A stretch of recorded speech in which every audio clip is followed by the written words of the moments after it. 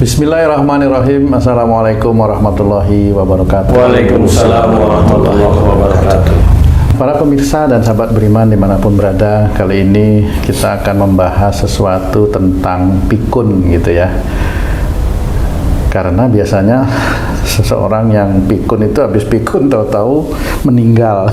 Pak Ustadz, sebenarnya pikun itu memang satu penyakit atau bagaimana sebenarnya orang bisa menjadi pikun dan akhirnya itu tiba-tiba meninggal? Bukan tiba-tiba, itu bagaimana tuh Pak Ustadz? Ya. Bismillahirrahmanirrahim. Assalamualaikum warahmatullahi wabarakatuh. Waalaikumsalam warahmatullahi wabarakatuh. Amin ya rabbal alamin. Ya. Sebenarnya semua yang ada di dunia ini adalah petunjuk dari Allah Ta'ala untuk kita agar kita itu lebih mendekatkan kepada Allah Ta'ala dari sisi ibadah ya.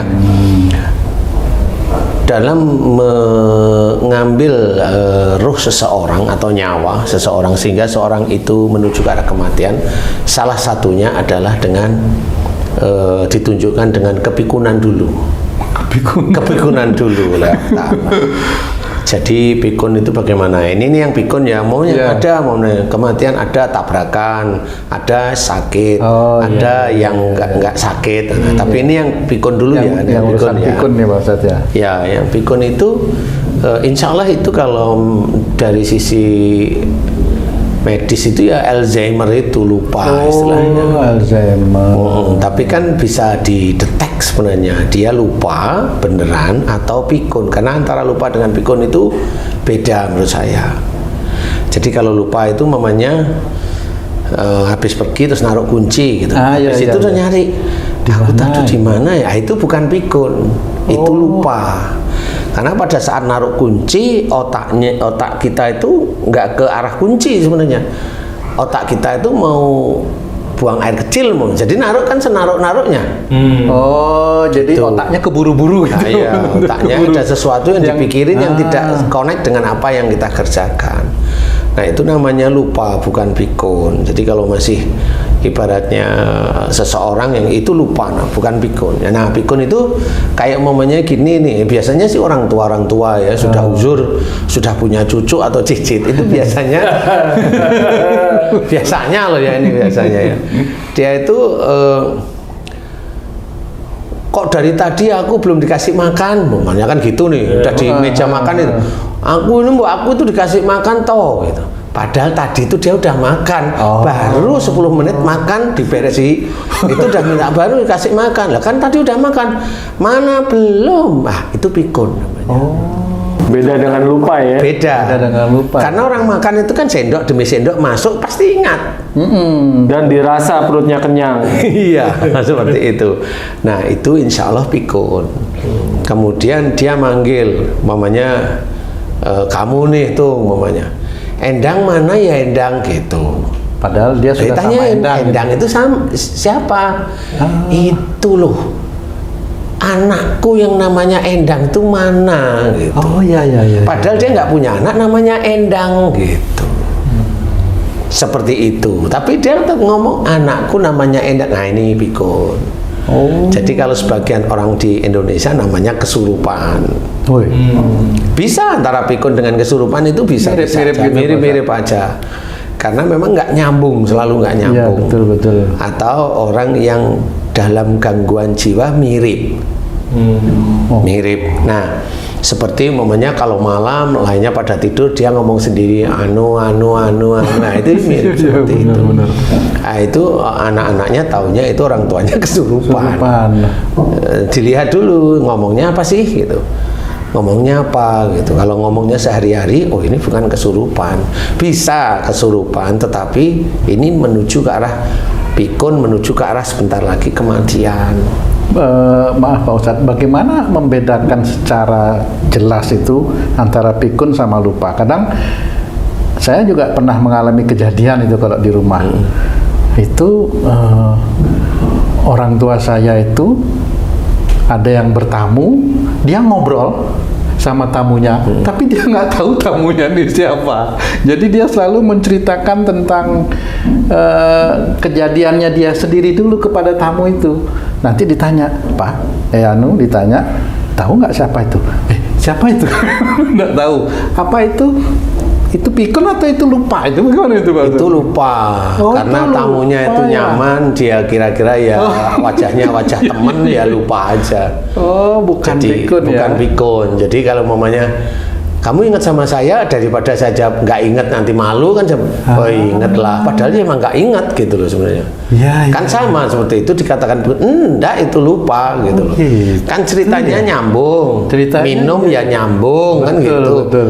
Enggak, itu bukan Oh, pikun, bukan itu pikun, ya. lupa. Seperti umpamanya kamu badanmu gede, kemudian 1 bulan kemudian kurus, nggak tahu kurus, ceku, nggak karu-karuan. Itu kan umpamanya kamu ketemu Haji C, umpamanya Ci, lupa sama saya, ingat sama saya, kan ketemu gini 1 bulan kurus. Siapa ya, lupa saya, kan nggak tahu. Kalau iya, karena perubahan itu. Nah, itu namanya lupa, bukan pikun. Karena ada perubahan di fisiknya. Itu. Nah, Ustadz, masalah pikun menuju kematian ya Ustadz. Ada teman saya di Bogor Ustadz, itu keturunannya tuh ibunya, neneknya segala macam, itu menjelang kematiannya selalu ngalamin pikun, nyerocos terus sampai meninggal pun demikian. Nah, Tapi meninggalnya nggak nyerocos. Ya, dia enggak, dia meninggalnya dia. meninggalnya senyum. Teman saya ini khawatir kejadian itu juga akan menimpa dirinya, Ustaz. Nah, jadi yang ditanyakan apa penyebab pikun itu menjelang kematiannya? Kemudian bisa nggak pikun itu diatasi atau dihentikan sedini mungkin, Ustaz?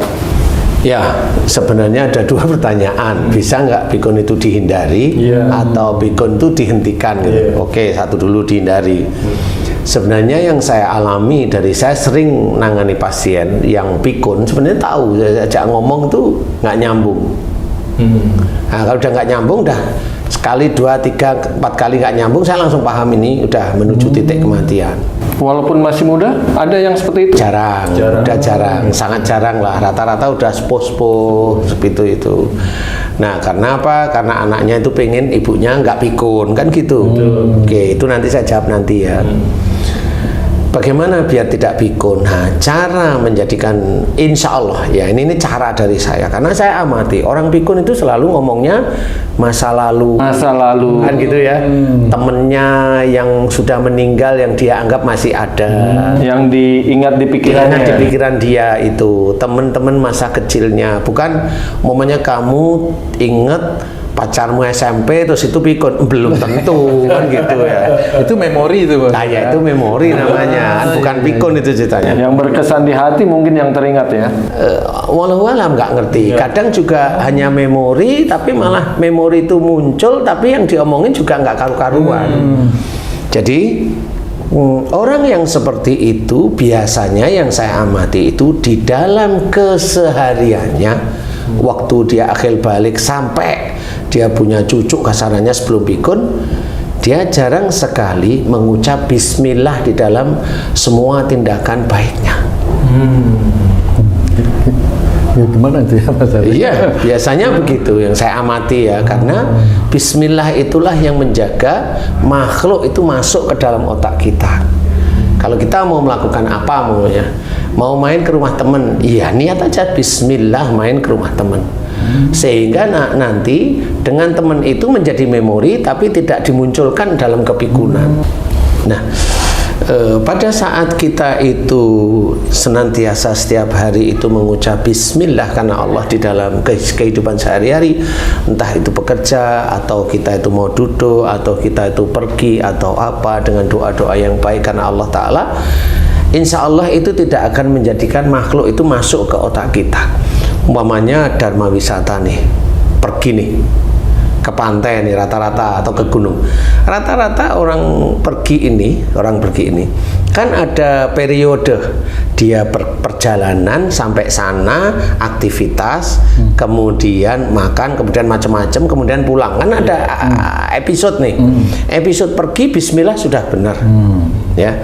Nah, pada saat di tempat sana dia akan melakukan aktivitas lagi, yaitu bersenang-senang.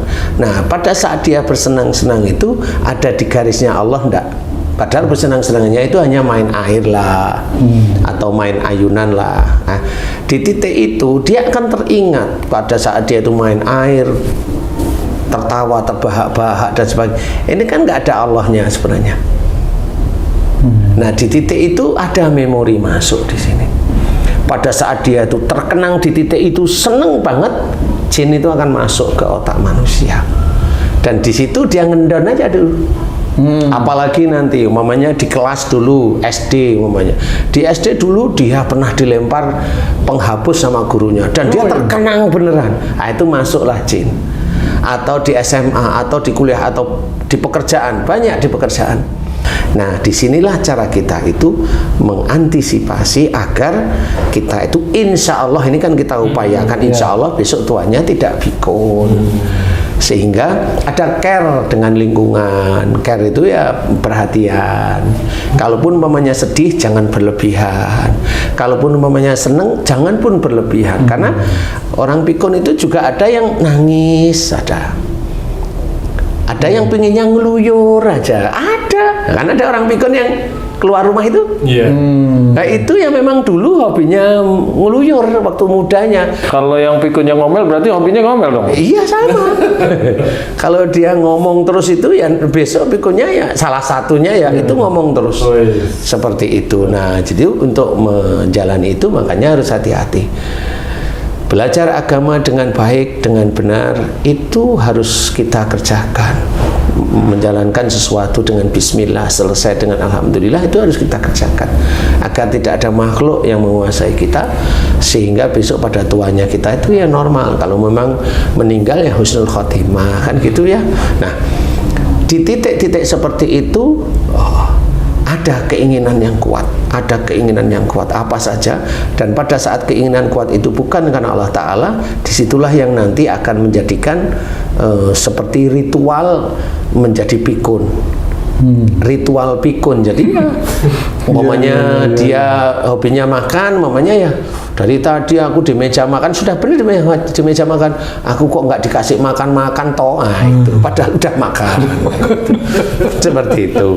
Umpamanya makan nih, makan tanyain, kayak makan pakai apa? Ini kaki macan gitu. Padahal dia makan itu hanya telur dadar aja dia.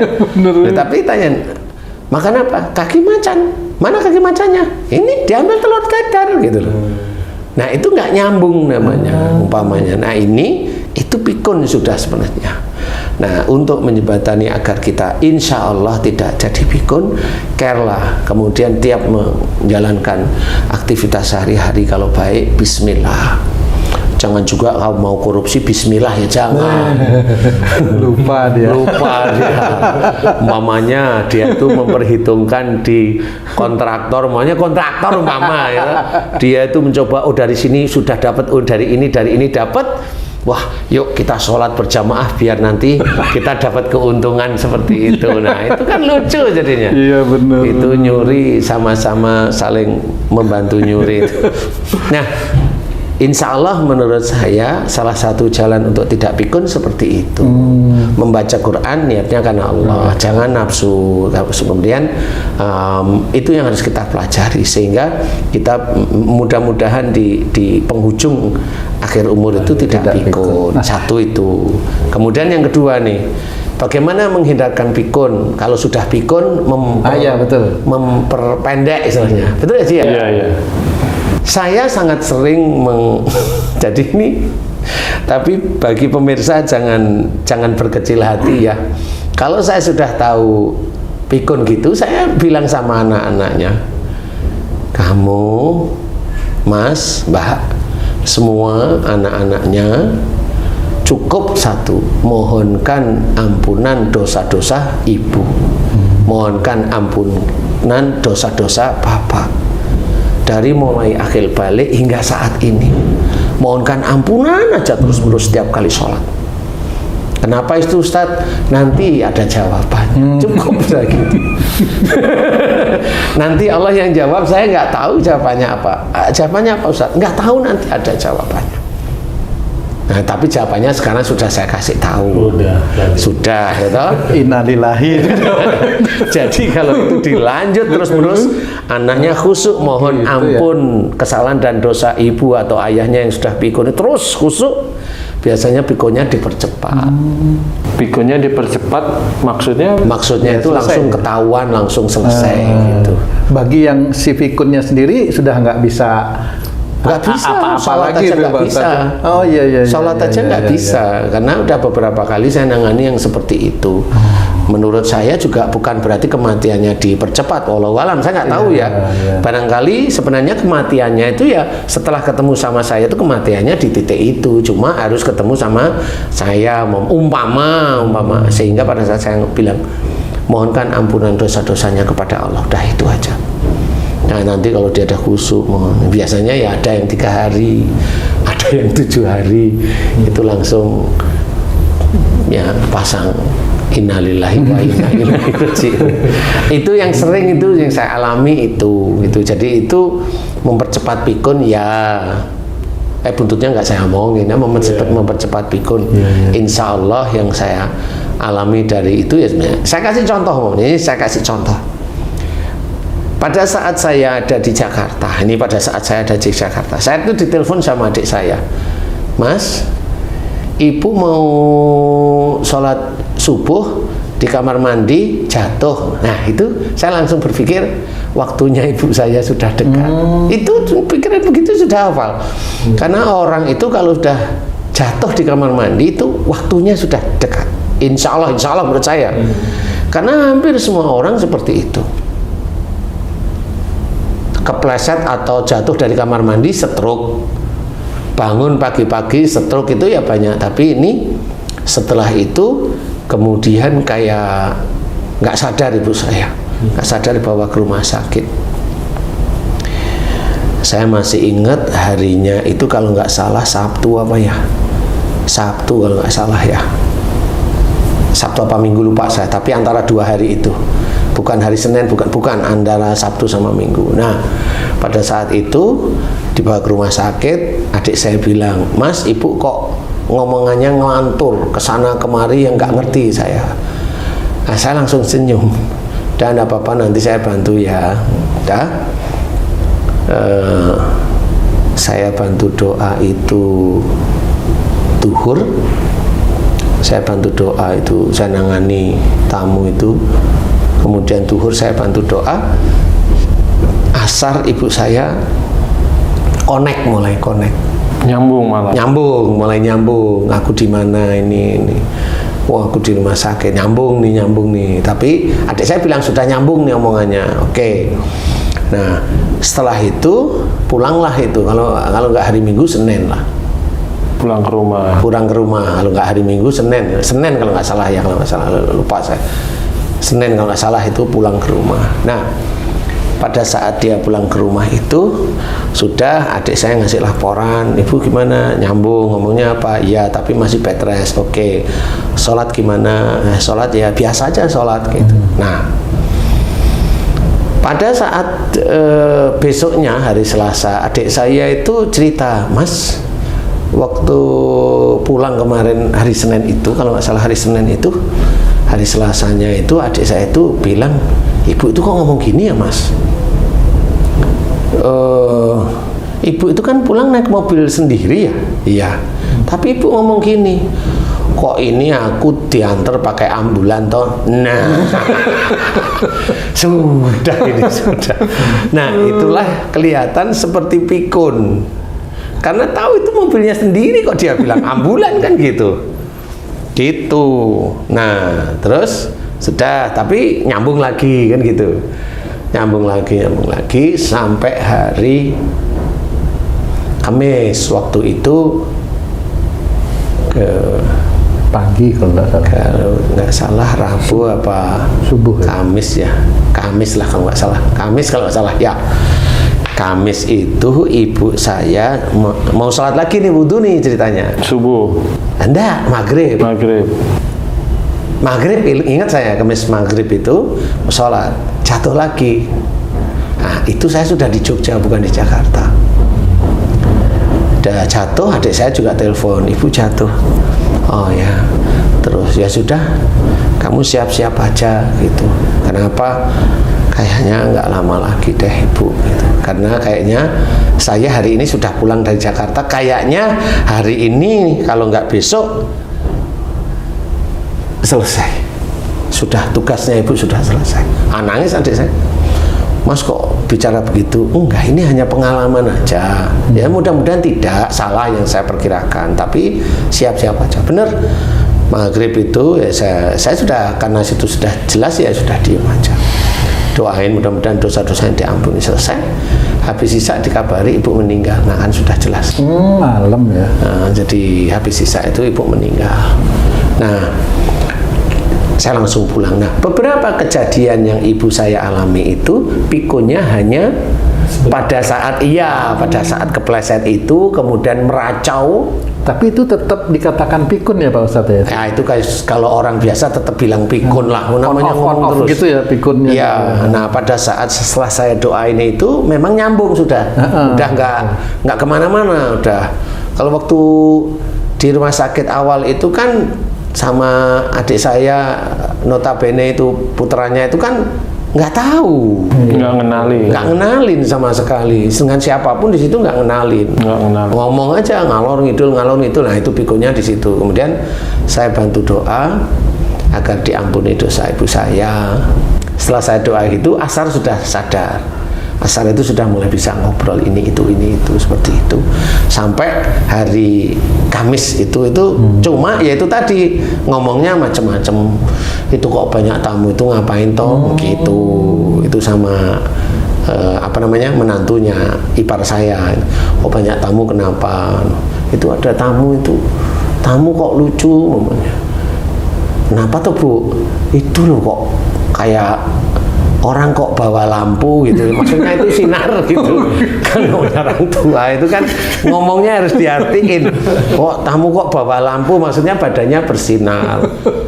Mana tuh itu? Berapa Bu? 2. Gitu. Tapi maaf Pak Ustadz, tapi apakah itu bisa dikatakan sudah masuk ke dalam wilayah-wilayah sakaratul maut seperti itu Pak Ustadz? Ya kali, karena dia hidupnya sudah di dua dunia ya. Dunia nyata kita sama nggak tahu yang di sini bener, gitu. Jadi iya, jadi kalau saya menjelaskannya seperti itu, karena hidup sudah di dua dunia. Jadi yang kita waras, maksudnya kita yang nyata ini kadang nggak ngerti apa yang diomongin, karena beliau itu bicara kadang-kadang beliau itu bukan bicara, bisa aja itu kesurupan karena ininya gitu loh. Oh, kesurupan pikiran itu ya. Kesurupan pikiran karena dulu beliau begini yang kebiasaan itu, jadi nggak ketemu. Baru ngomong sekian detik itu udah pindah cerita, ngomong sekian detik pindah cerita lagi, jadi nggak pernah nyambung. Nah itu dikatakan pikun. Makanya pada saat itu saya doanya ya Allah, coba aku mohon perpanjang waktunya sampai nanti saya pulang ke Jogja. Memang saya hari Kamis itu pulang ke Jogja, dari hari Sabtu itu kan saya masih di MNC itu. Nah, Kamis saya pulang ke Jogja. Nah Kamis saya pulang ke Jogja siang menuju sore itu, maghrib itu ibu saya ambil air wudhu, jatuh lagi. Nah udah langsung, wah ini udah waktunya, sudah Bismillah, saya belajar ikhlaslah menerima, seperti itu. Jadi saya ngomong sama adik saya, ya harus siap seperti itu. Nah itu yang saya amati dari banyak yang datang ke saya kasus itu, insya Allah seperti itu. Jadi bukan berarti saya meramalkan kematian. Ini hanya pengalaman. Ya, kayak umpamanya dokter itu melihat pupil itu membesar, umpamanya itu kan sudah tahu. Jadi bukan berarti dia ngeramalkan, enggak. Kalau itu berarti sudah waktunya gitu. Bukan berarti tahu, enggak sih. Cuma ya kok beberapa kali begitu, seperti itu. Nah, insya Allah kalau yang bagaimana caranya pikun itu dipercepat, setahu saya hanya didoakan agar diampuni dosanya. Iya. Tapi itu dengan catatan loh ya, kalau anak-anaknya soleh-solehah ya. Tapi kalau sudah doa sebulan 2 bulan setengah tahun belum ya begitulah cara Allah. Saya nggak bisa cerita. Artinya pikun itu bisa fisik kelihatan sehat, bisa, atau fisik sudah terbaring di rumah sakit menceracau, itu sama dengan pikun, Pak Ustadz, sama ya? saja. Oh, iya, iya. Jadi ada yang nggak mau makan, fisik jalan bisa, kemudian ya, kayak orang biasa aja, orang tapi biasa. kelihatan kalau menurut saya ini sudah bukan beliau gitu. Jadi ini ada makhluk yang diizinkan oleh Allah Ta'ala untuk mempengaruhi, sehingga seperti orang kalau kita bilang itu pikun gitu. Nah, untuk menghentikan makhluk ini ya didoakan agar dosa-dosanya diampuni. Seperti itu, nggak ada lain sebenarnya, hanya itu aja. Nah, baru nanti Allah yang memproses yang sebagaimana seperti itu. Wallahu a'lam. Alhamdulillah, terima kasih banyak penjelasannya Pak Ustadz mengenai pikun. Para pemirsa dan sahabat beriman dimanapun berada, demikian tadi penjelasan dari guru kita Pak Ustadz Danu tentang pikun yang mengarah kepada kematian. Mudah-mudahan tayangan video kami kali ini bisa bermanfaat untuk meningkatkan keimanan dan ketakwaan kita kepada Allah Subhanahu wa Ta'ala. Amin ya rabbal alamin. Saya Tung pamit diri, sampai jumpa di video-video kami yang lain. Wassalamualaikum warahmatullahi wabarakatuh. Waalaikumsalam warahmatullahi wabarakatuh.